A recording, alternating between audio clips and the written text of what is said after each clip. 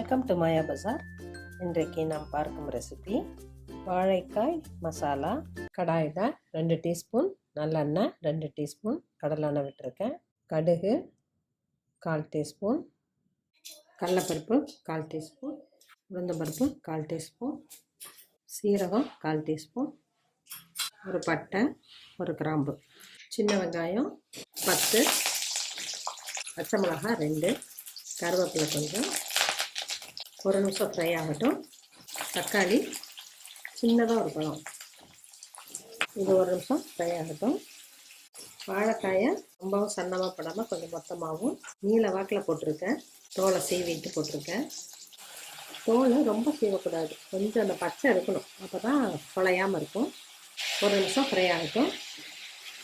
மிளகாய்த்தூள் 1/2 டீஸ்பூன், மஞ்சள்தூள் 1/4 டீஸ்பூன், தண்ணி 1 டம்ளர், மூடி போட்டு வேக வைப்போம். ஒரு தடவை கிளறி விடுவோம். தேவையான அளவு கல்லுப்பு.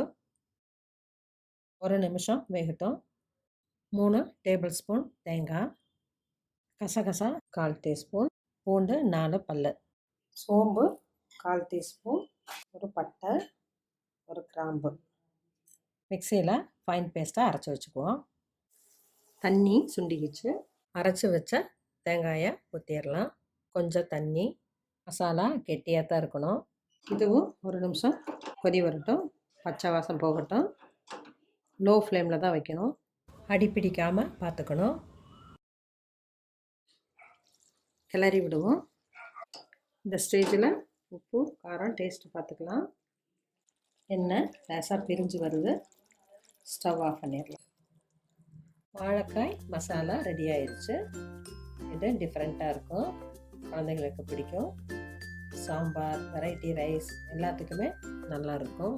செஞ்சு பாருங்கள், சாப்பிட்டு பாருங்கள். தேங்க்யூ.